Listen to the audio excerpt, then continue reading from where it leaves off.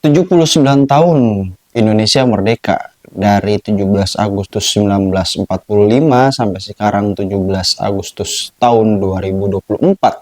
Total 79 tahun ya, bener itu kita merdeka. Tapi gue sendiri ngerasa kalau kemerdekaan yang kita raih itu masih jauh dari kata merdeka gitu. Di sedikit cerita kali ini gue Iqbal. Nih gue ceritain.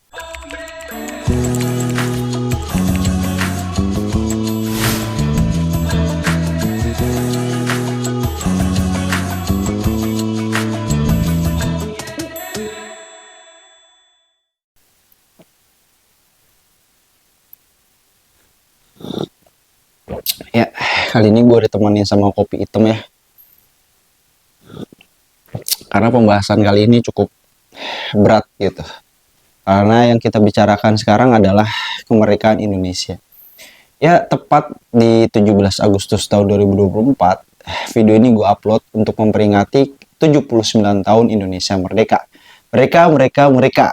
Ya, kalau ngomong kemerdekaan, sebenarnya dari 17 Agustus 1945, mereka Indonesia yang diraih dengan cara yang menurut gua itu adalah perjuangan yang memang pure perjuangan gitu kan, dimana proklamasinya aja itu perlu sebelum proklamasi itu perlu menculik dulu gitu tokoh bangsa yang saat itu menjadi proklamator ya kan, Pak Soekarno dan Pak Hatta gitu. Diculik dulu oleh pemuda Karangas Dengklok, dan untuk mendesak supaya 17 Agustus 45 itu kita memproklamirkan diri gitu.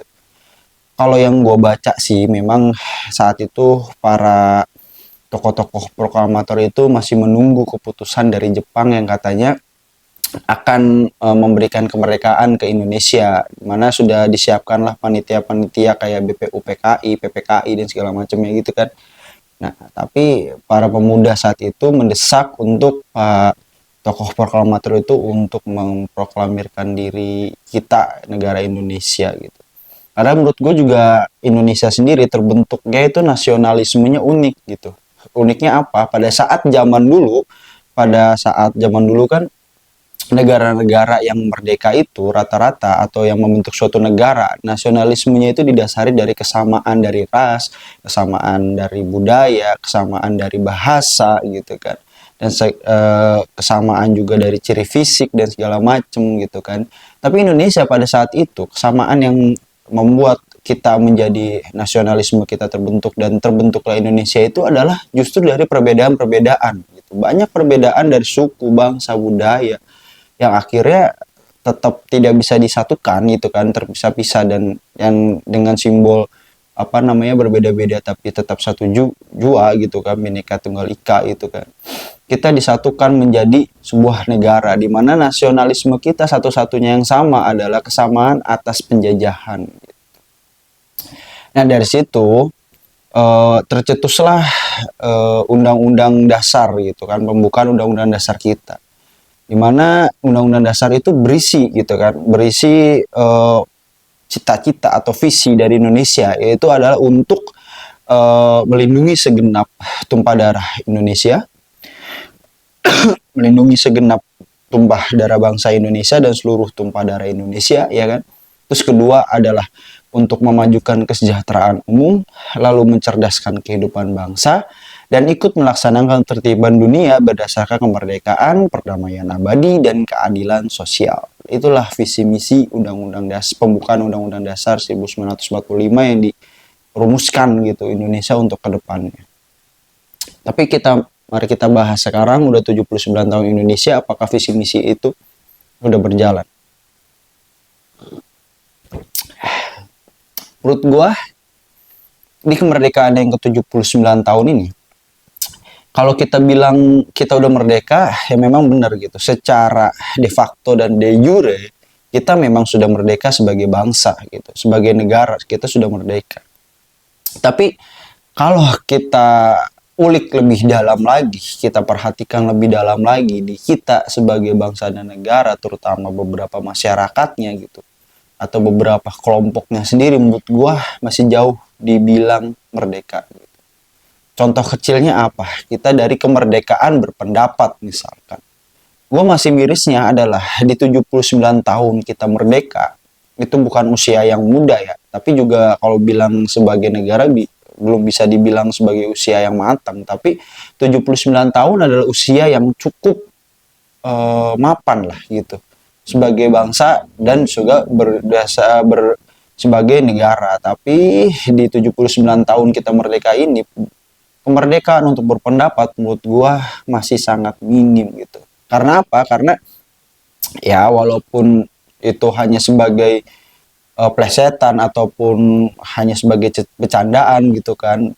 Tapi kalau kita mengkritik Indonesia gitu kan, entah dari segi pemerintahnya atau dari segi oknumnya dan segala macam gitu, masih banyak yang pakai kata-kata bukan Indonesia gitu. Entah plus 26, entah juga Konoha atau apa gitu kan. Artinya di situ kan masih ada, kita itu masih belum merdeka dalam berpendapat gitu. Kalau misalkan masih kita berpendapat tentang suatu hal, tentang Indonesia, tentang mengkritik Indonesia dan segala macam yang mungkin dan masih pakai Konoha atau plus 26, ya walaupun sekedar bercandaan, tapi dari situ aja gue masih bilang bahwa itu kita masih minim, sangat sangat sangat minim kita untuk kemerdekaan berpendapat. Selanjutnya adalah kemerdekaan berpikir. Ya kalau lo ngelihat di sosmed atau di ya sosial media ataupun di sebagian besar tempat umum ataupun gimana gitu, kemerdekaan berpikir kita pun sebenarnya masih terkekang gitu. Masih kita sebagai individu dan juga sebagai warga negara mungkin itu untuk berpikir kritis, untuk berpikir beda dari orang lain, untuk berpikir sesuatu yang nyeleneh, untuk berpikir yang ya di luar konteks kita lah gitu kan. Itu seharusnya sih masih bisa dilindungi oleh negara ya. Kalau misalkan istilahnya pikiran kita bukan pikiran yang melenceng dari Undang-Undang Dasar 1945 gitu kan, atau pikiran-pikiran yang ya yang aneh tapi mungkin masih logis gitu. Aneh tapi logis gimana ya? Tapi menurut gua kemerdekaan berpikir pun kita itu masih sangat minim gitu. Mungkin negara menjaminnya, tapi sebagian warga-warga di kita, apalagi warga di sosmed gitu kan, saat kita ada pikiran yang misalkan ada pikiran yang nggak sesuai sama pikiran mereka gitu kan, pilihannya cuma dua gitu. Kalau nggak dihujat ya dihakimin gitu. Padahal menurut gua perbedaan cara pandang, perbedaan cara perspektif kita memandang sesuatu itu sah-sah aja. Dan kemerdekaan berpikir ini adalah hak semua bangsa juga gitu kan, semua semua warga negara. Tapi kadang ada orang yang berpikirnya lain dengan pikiran jalan pikiran seseorang gitu. Kadang itu masih belum bisa juga mendapatkan hak kemerdekaannya gitu. Kadang kita harus berpikir sesuai sama yang dipikirkan oleh halayak banyak gitu. Kadang kalau kita melenceng sedikit dari halayak banyak, itu halayak banyak bakal banyak banyak menghujami kita dengan opini-opini dan pikiran-pikiran mereka yang menurut gua itu bisa dibicarakan baik-baik gitu. Kita bisa berdiskusi tapi tidak menghujat dan menghakimi, dan itu salah satu menurut gua kemerdekaan yang masih belum kita dapatkan gitu, kemerdekaan berpikir. Lalu selanjutnya adalah kemerdekaan atas hak hidup. Gimana ya kalau kalau kemerdekaan atas hak hidup ini, mungkin lo yang masih bisa hidup layak untuk saat sekarang gitu kan, masih bisa mikir gue mau kerja ini deh, mau pindah kerja deh atau gimana, artinya lo masih bisa menikmati kemerdekaan itu.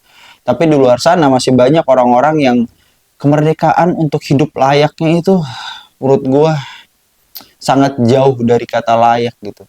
Jangankan mikirin untuk gimana besok mau kerja gitu, gimana mau makan apa besok aja mereka mungkin bingung gitu kan. Dan itu masih banyak terjadi di negara kita Indonesia yang katanya sudah merdeka, dan katanya sih itu semua ditanggung sama negara. Tapi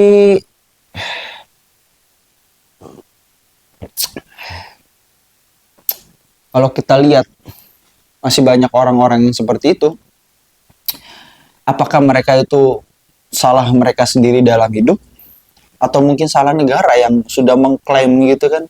Negara kan sudah mengklaim bahwa negara Indonesia ini akan apa namanya mengayomi seluruh warganya, melindungi seluruh warganya, tapi kalau masih ada masih ada masyarakat yang terpinggirkan, miskin gitu kan, dalam tanda kutip, yang masih belum bisa diakomodir oleh negara gitu kan. Kita bisa apa gitu di kemerdekaan untuk hidup layak itu gitu. Ya mungkin kita bisa bantu beberapa, tapi kan kita pun memiliki keterbatasan gitu. Artinya kalau melihat orang-orang yang hidup, masih ada masih ada orang atau masyarakat yang hidup untuk layak aja susah gitu kan. Berarti kemerdekaan untuk hidup layak pun Indonesia, ada sebagian masyarakat Indonesia yang belum mendapatkan. Lalu yang selanjutnya adalah kemerdekaan menentukan pilihan hidup gitu.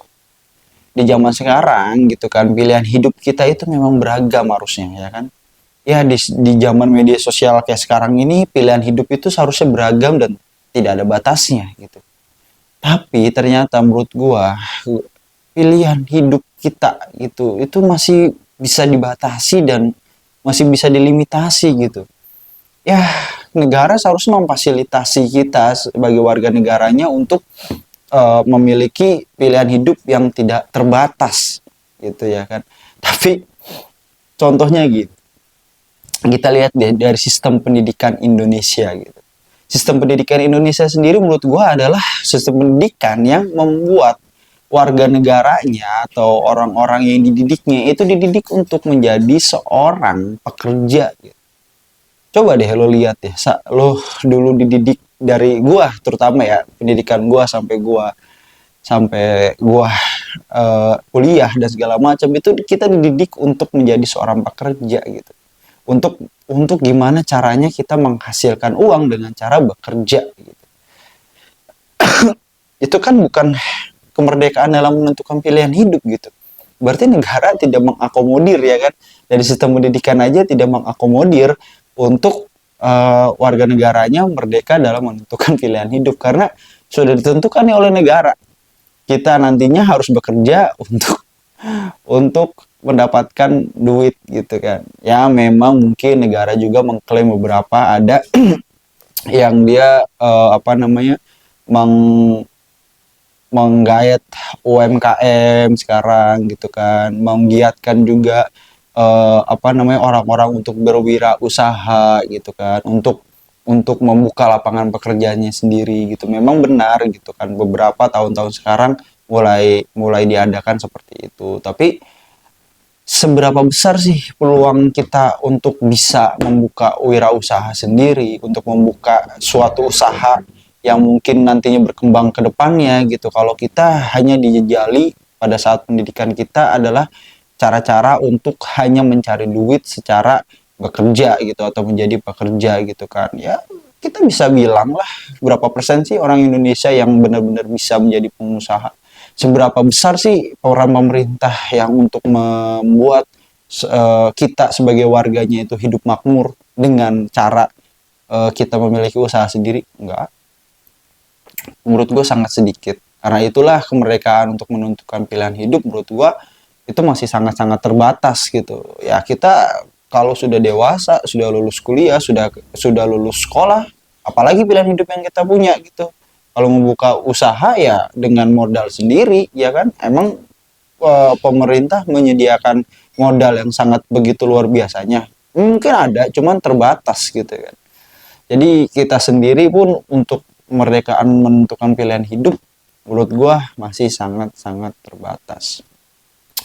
Ya di 79 tahun Indonesia merdeka ini, menurut gua opini gua di atas tentang kemerdekaan berpikir, kemerdekaan untuk berpendapat, kemerdekaan untuk uh, menentukan pilihan hidup, dan kemerdekaan untuk hidup layak, yang menurut gua masih belum dirasakan oleh seluruh masyarakat Indonesia. Mungkin sebagian sudah merasakannya gitu kan, dan yang kalau lo sudah merasakannya berarti ya alhamdulillah gitu kan, berarti lo sudah jadi bagian masyarakat yang hidup merdeka gitu. Tapi di sebagian kecil di belahan Indonesia yang lain gitu, di suatu tempat di Indonesia masih ada beberapa orang-orang yang belum merasakan esensi dari kemerdekaan. Maka gue rasa di umur ke-79 tahun Indonesia merdeka ini, mudah-mudahan gue sebagai pribadi bisa juga berkontribusi terhadap kemerdekaan Indonesia, ya minimal untuk gue dan keluarga gue sendiri gitu, untuk kedepannya tetap hidup merdeka gitu kan, tidak lagi dijajah oleh bangsa lain atau dijajah oleh kepentingan suatu kelompok tertentu gitu kan. Mudah-mudahan kita tetap bisa merdeka, dan mudah-mudahan kedepannya Indonesia tetap bisa mempertahankan kemerdekaannya, mempertahankan negara kita gitu kan, dan juga pemimpin-pemimpin yang kita pilih nanti ke depannya untuk menentukan pilihan kita, untuk menentukan nasib kita ke depannya, itu bisa tetap membuat Indonesia kita merdeka ya kan. Ya pokoknya itulah, sekian dari gua. Kalau lo ada komen atau ada yang perlu didiskusikan gitu kan, walaupun kayaknya video gua kali ini kurang jelas ya. Ya karena gua untuk kemerdekaan ke-79 tahun ini sebenarnya pengen ngebuat video yang, ya menurut gua kemerdekaan ini belum dirasakan oleh semua orang. Itu aja sih. Kalau misalkan memang gua salah, ya nggak apa-apa, komen di bawah gitu kan. Kalau lo ngerasa kemerdekaan ini udah semua dirasakan dari Sabang sampai Merauke gitu kan, sudah merdeka semua, ya say oke lah gitu kan. Tapi ya menurut gua sendiri masih ada beberapa hal-hal yang, ya jangan sampai membuat kita nanti Indonesia itu menjadi pecah ke depannya gitu kan. Oke, sekian sedikit cerita kali ini. Gue Iqbal, see you on next video.